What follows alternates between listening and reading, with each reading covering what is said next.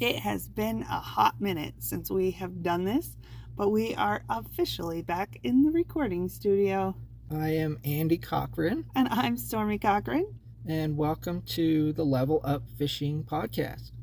It has been a crazy winter. It started out extremely cold, extremely fast, negative temps every single day. And then suddenly February hit and it's like summer hit. It has been weird, and that makes the ice conditions weird. So today we're going to talk about late ice conditions. So this is a phenomenon kind of most throughout most of the country, where we'll call it the late ice season. At some point, the lakes that we're ice fishing are going to become unfishable. And there's a lot of things besides the deterioration of the ice. There's actually a lot of things that change that we want you guys to be aware of that actually can improve fishing a bunch. So, for example, we start to see these really warm spring days and this brighter, longer sunlight hours. We're starting to see what we call lowland runoff or even shoreline melting. And so what this actually does, a lot of it you can't even see happening, but a lot of these little drains and small creek arms around the lake that you're fishing will start to carry water again.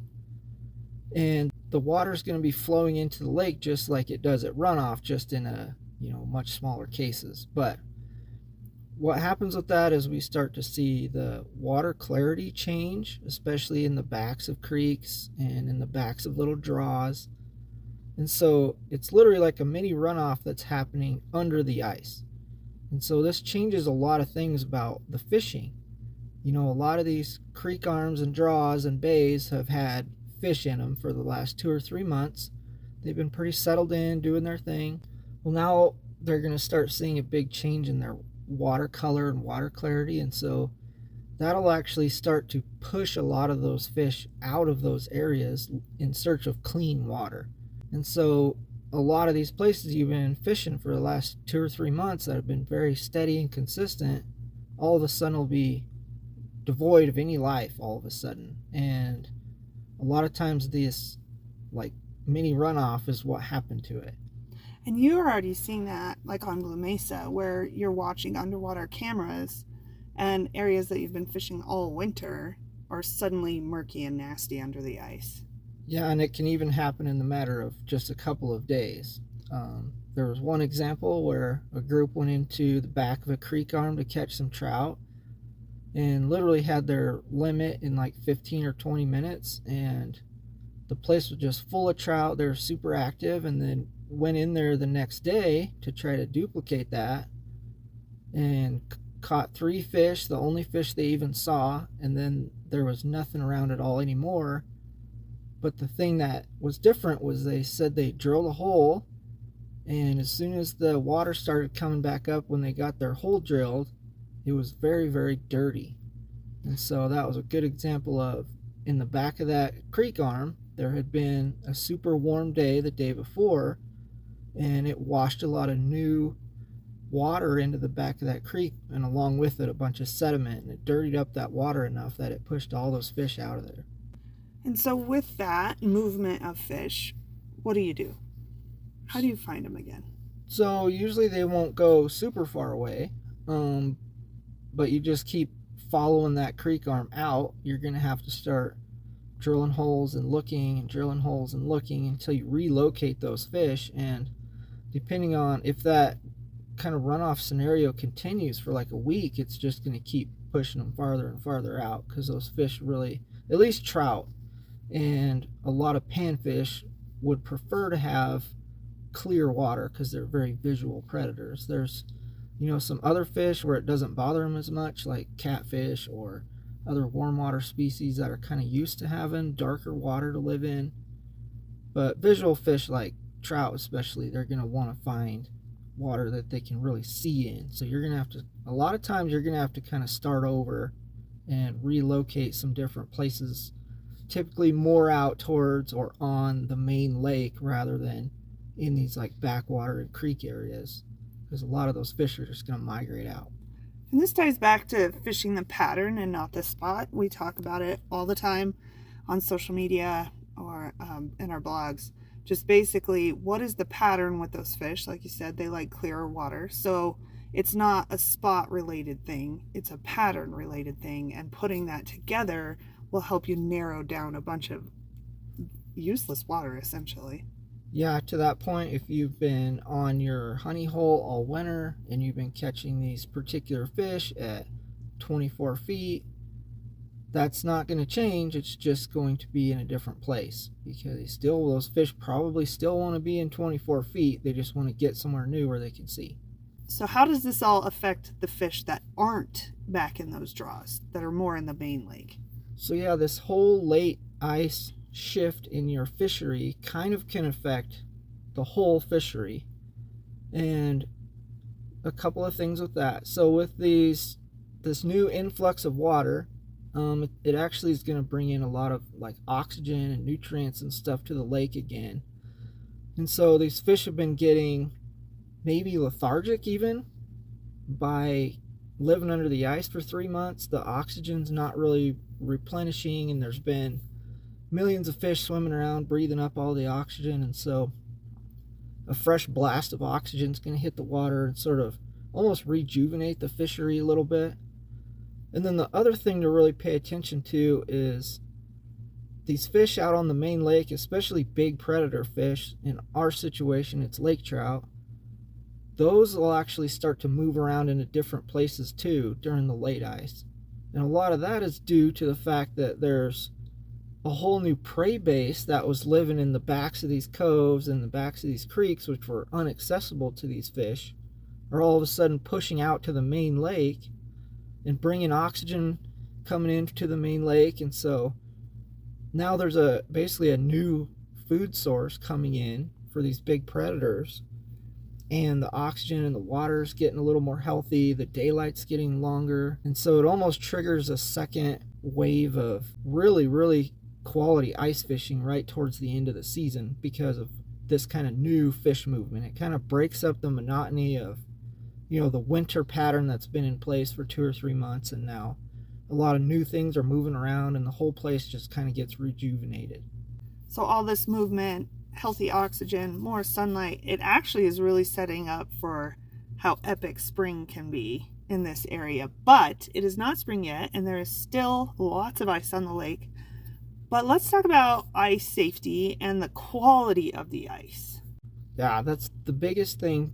Besides the fishing improvement, is eventually, like we mentioned before, the ice is going to deteriorate to a point where you can't be on it, or you shouldn't be on it anymore.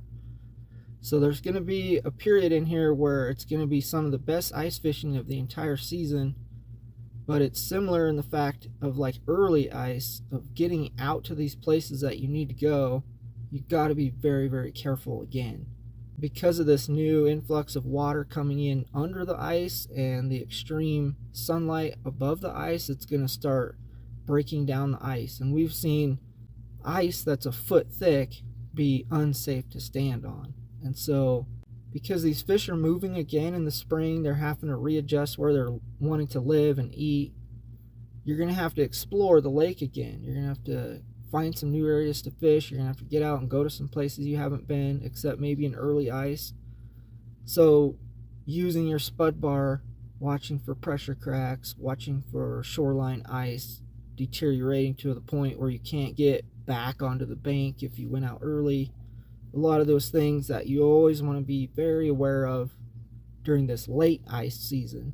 One of the big indicators of deteriorating ice is the ice itself. If you drill a hole or hit it with your spud bar, is it'll start appearing like long shards of glass rather than like chunks of solid ice. They're almost very pretty crystals that the ice turns into right before it turns into mush and won't hold any weight anymore.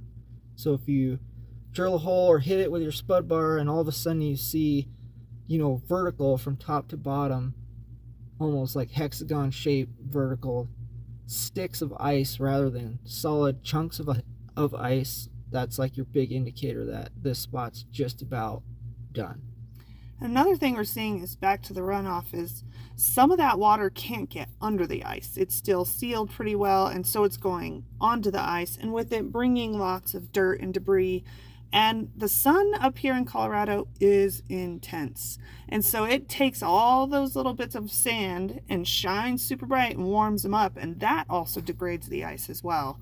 And so there's a lot kind of going against you. And places that you've been fishing that are 18 inches thick, that you've been going all winter, and then suddenly you can't get to them because of the fact that the ice along the way has degraded, or the ice there has degraded enough that you can't actually stay in that spot anymore. Yep, and so the last kind of point on that is it seems like very early in the morning everything is good. Things are going to refreeze a little bit overnight. But as the day progresses, especially into late afternoon, is where you're going to start seeing like really soft spots in the ice, as well as deteriorating ice itself along what we call a south exposure, which is typically a north shoreline of a lake, or especially at places that are steeper and rockier where the sun is more intense bouncing off the shoreline. When you access the ice first thing in the morning, make sure you have an exit strategy if you end up staying late and the ice you got on in the morning was good, but if you come back late in the afternoon, make sure that you are aware that that spot you got on the ice may not be safe anymore to get off the ice. So make sure you've got a couple of different places that you can exit the lake where, the ice is still going to be good. And with that, we'll try to access the lake from the south shore when we can, because it's going to hold up way longer into the season than the north shore is. The last thing we see typically in the spring is wind.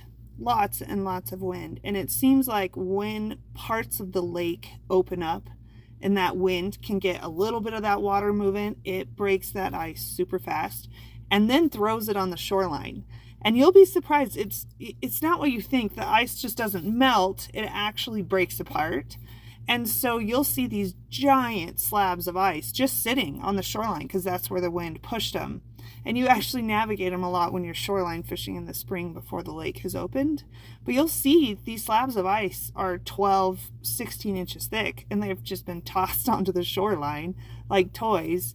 And so even though the ice may look thick, if that wind gets moving, it will rip it apart pretty quickly. Yeah, and the wind will also blow more dirt on top of the ice and make it melt quicker. So these are all those indicators of, all right, it's time to put the ice stuff away. Let's get our open water stuff ready to roll. It's coming quick.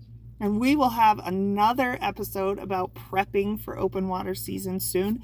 But until then, we hope you all have a very safe rest of your ice season and you catch your next PB out there. We've seen over the last several years that March can be probably the best month of the year for chasing quality big lake trout in our fishery because of these kind of shifts and dynamics going on under the ice. It literally does rejuvenate the whole fishery. So use caution, obviously, but if there's places that you can get to that you haven't fished all winter, a lot of times late ice is the time to explore it because these fish are kind of coming back to life.